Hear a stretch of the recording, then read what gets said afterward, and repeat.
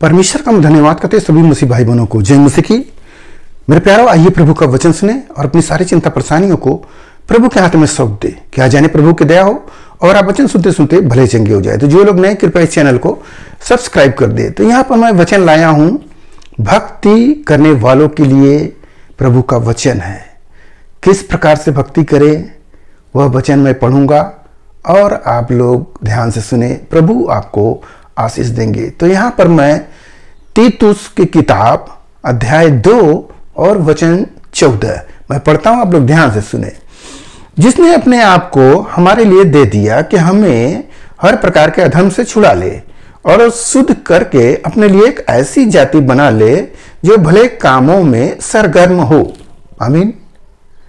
प्रभु ने हमें मोल लेकर लिया है, शैतान से मोल लिया है। क्या मोल की चुनौती क्या थी?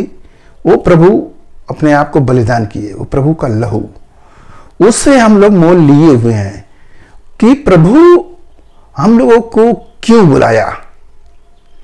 हमें इसलिए बुलाया कि हम लोग भले काम करें और एक ऐसी जाति हो जाए जो दूसरों की भलाई करने वाले हों। ऐसा नहीं कि स्वार्थी जिंदगी, केवल अपना ही पेट भर जाए, पड़ोसी से हमें कोई लेना देना नहीं है, किसी से हमें कोई लेना देना नहीं है, बस हम अच्छे से रहें। ऐसा करने के लिए प्रभु आपको नहीं बुलाए हैं। प्रभु आपको एक अच्छे भले कामों के लिए बुलाए हैं कि तुम उसमें भले काम करने में सरगर्म हो रहो। कैसे मैं लोगों का सेवा कर सकता हूं, किस प्रकार से कर सकता हूं? आपके पास ऑप्शन है।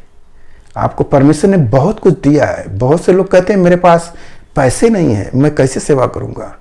परंतु उनके पास बल है, वो बल से सेवा कर सकते हैं।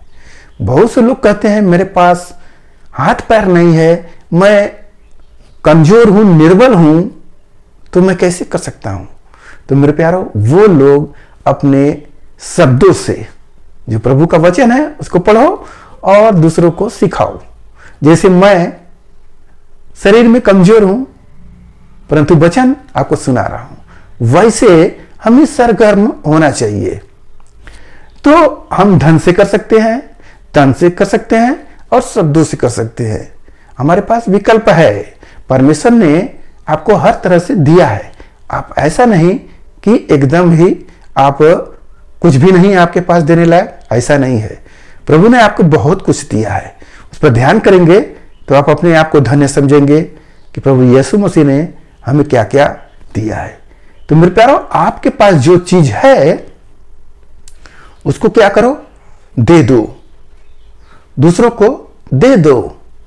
और दोगे तो वचन में बोला गया कि दोगे तो तुम्हें भी दिया जाएगा। हालेलुया।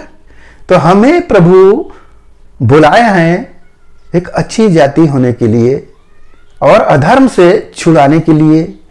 जो हम गलत काम करते हैं उससे छुड़ाने के लिए, कि जो संसार करती है, हमें वैसे काम नहीं करने हैं, बल्कि हमें प्रभु यीशु मसीह के पद चिन्हों पर उनके पीछे हो लेना है, चलना है।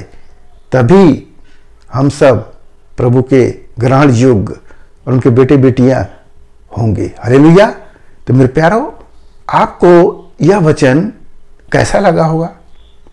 अगर आपको जरा से भी समझ आया है तो अपने आप को आगे बढ़ो। क्यों? क्योंकि यह जीवन जिसको आप सोच रहे हैं कि बहुत लंबा है, नहीं। जैसे सप्ताह बीत जाते हैं वैसे ही आपका जीवन भी बीत जाएगा। कब आपको कमजोरी धर दबोचेगी आप समझ नहीं पाओगे। इसलिए समय रहते इस बात को चेत लो। जब चेत लोगे तो कुछ कमाई कर लोगे, क्योंकि हमें प्रभु के पास जाना है। जब उसके भवन में हम लोग खड़े होंगे सामने सिंहासन के, तो प्रभु पूछेगा, मैंने तुझे बुलाया था, क्या तूने मेरा काम किया? तो क्या उत्तर देंगे आप? इसलिए जहां तक हो सके तुम एक दूसरे की भलाई करो, बुराई से ना हारो, बल्कि भलाई का पीछा करो। हालेलुया।